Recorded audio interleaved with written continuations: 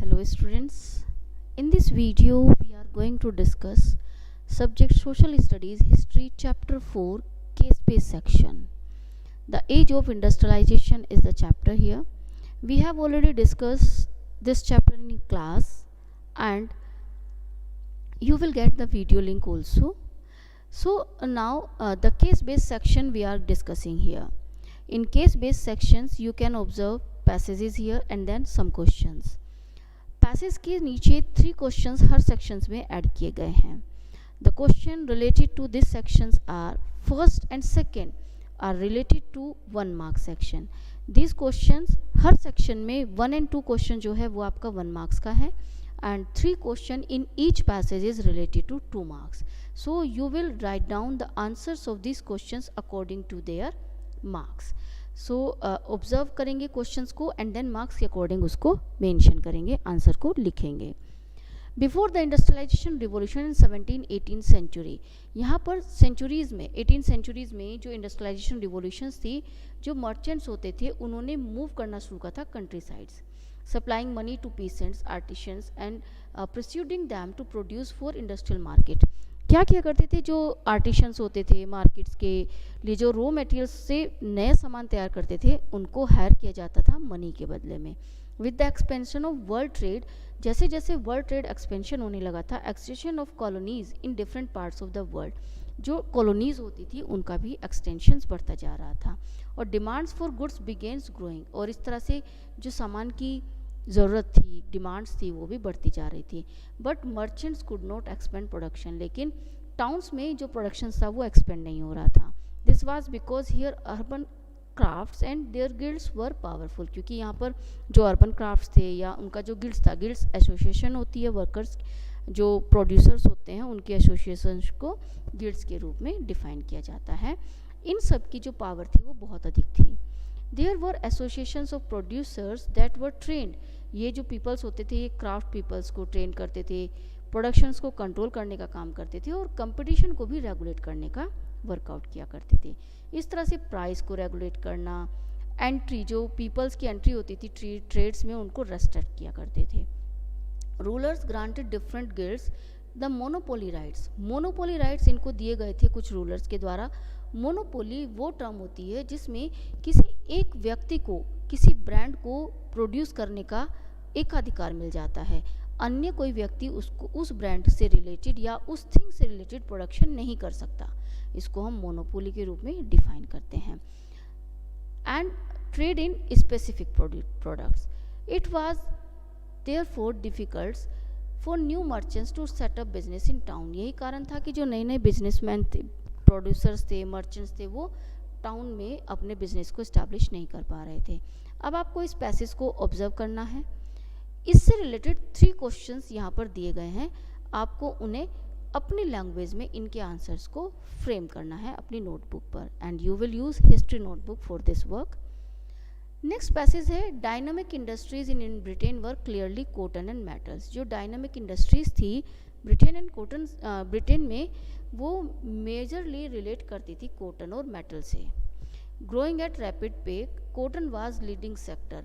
जब industrial growth हो रही थी उस समय तक लीडिंग सेक्टर के रूप में कॉटन से रिलेटेड इंडस्ट्रीज लीड कर रही थी.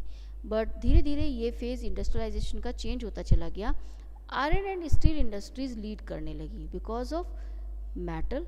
इंडस्ट्रियलाइजेशन हुआ, हैवी मशीनें ग्रो होने लगी, इंडस्ट्रीज में यूज़ होने लगी, इस कारण से आयरन एंड स्टील इंडस्ट्रीज अपनी पकड़ बना चुकी थी. With the expansion of railways का इंट्रोडक्शन हो चुका था इंग्लैंड में. इसके कारण कॉलोनीज डेवलप हो चुकी थी अलग अलग एरियाज़ में, इस कारण से भी आयरन एंड स्टील की डिमांड जो थी वो लगातार बढ़ रही थी. Britain was exporting iron and steel worth about $77 millions. जो ब्रिटेन था वो लगभग $77 मिलियन तक की एक्सपोर्ट्स किया कर रहा था आयरन एंड स्टील का, और ये वैल्यू डबल होती जा रही थी कॉटन के एक्सपोर्ट के कंपैरिजन में. So you have to mention these answers of these 3 questions again by understanding this passage. Next, life of the worker से relate करता है passage. Abundance of labor in market affected the lives of workers.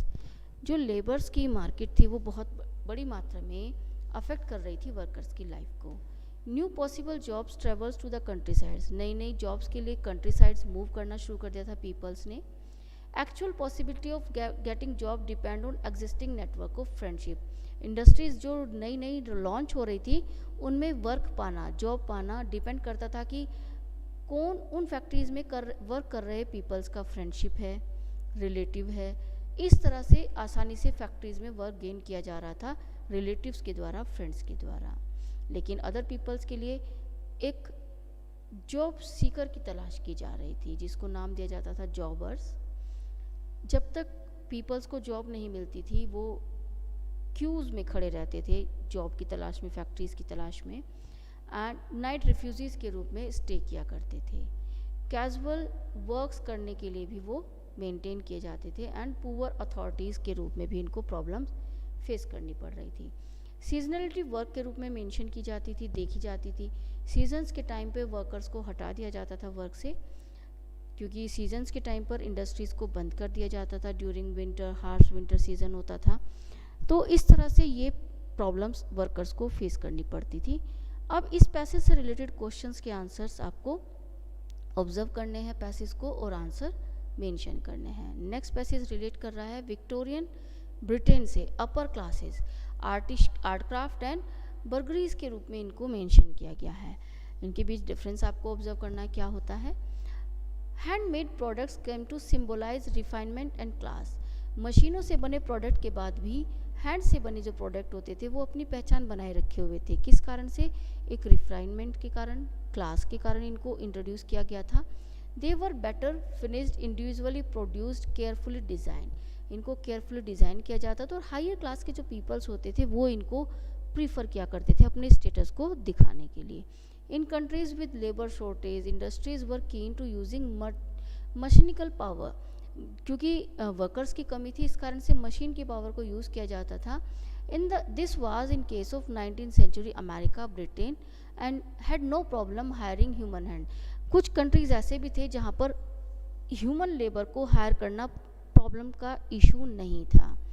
Passage को observe करेंगे and then answer the given questions down. Manchester comes to India. Cotton weavers in India thus face two problems. Cotton weavers कौन कौन सी problems को face कर रहे थे? Market जो हो रही थी वो श्रिंक होती जा रही थी, लोकल मार्केट. मैनचेस्टर्स में जो इम्पोर्ट्स था वो भी ग्लूटेड हो रहा था. Produce by the machine at lower cost. मशीनों से बने कपड़े कम प्राइस पर मार्केट में आ रहे थे. ये सब चीज़ें हैं, इजीली compete करना उनके साथ आसान नहीं था. ये पैसेज को ऑब्जर्व करेंगे and then write down the answers of this questions given down. Country side poor peasants and artisans began working for merchants. Country sides में पीसेंट्स और आर्टिशंस ने वर्कर्स, मर्चेंट्स के लिए काम करना शुरू कर दिया था.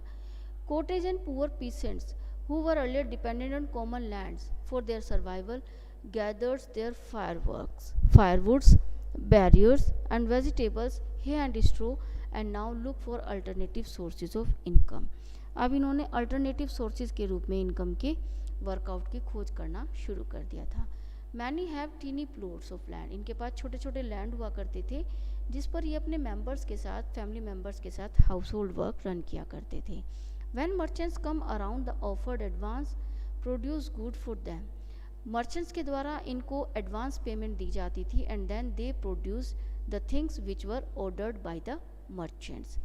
यहाँ पर प्रोटो इंडस्ट्रियल सिस्टम यहाँ पर हम देख सकते हैं कि कॉमर्स, वाणिज्य के लिए, व्यापारिक गतिविधियों के लिए प्रोटो इंडस्ट्रियलाइजेशन सिस्टम जिसमें वर्कर्स को घर से काम करने के लिए ऑर्डर दिए जाते थे और मर्चेंट्स के द्वारा ऑर्डर को कंप्लीट कराने के बाद ऑर्डर को फिनिश अप करके मार्केट में लॉन्च कर दिया जाता था. ये चीज़ें आपको ऑब्जर्व करनी है. डिफरेंस कंट्रोल देखना है कि इंडस्ट्रियलाइजेशन और प्रोटो इंडस्ट्रियलाइजेशन में क्या डिफरेंस होता था, क्या सिस्टम था प्रोटो इंडस्ट्रियलाइजेशन का. ये सब चीज़ें आप ऑब्जर्व करेंगे पैसेज से and then give your answers. Given source and answer the questions follow. Till the first world war, first world war के दौरान इंडस्ट्रियल ग्रोथ जो थी वो बहुत स्लो थी. The war created a dramatically new situations. War के कारण एक नई सिचुएशन रन हो गई थी because British mills were busy in war production. British की जो इंडस्ट्रीज़ थी वो वॉर में एंगेज हो गई थी, आर्मी से रिलेटेड सामान बनने लगे थे इंडस्ट्रीज़ में। Manchester import into India decline, जो मैनचेस्टर्स के द्वारा इंपोर्ट होता था, मीन निर्यात किया जाता था भारत में, वो भी कम होता चला गया था। Indian mills have a vast home market, Britishers company industries के माल के इंपोर्ट के कम होने के कारण इंडियन इंडस्ट्रीज़ को अपने प्रोडक्शन को ज़्यादा करके बेचने का मौका मिला, मार्केट को एक्सपेंड करने का मौका मिला।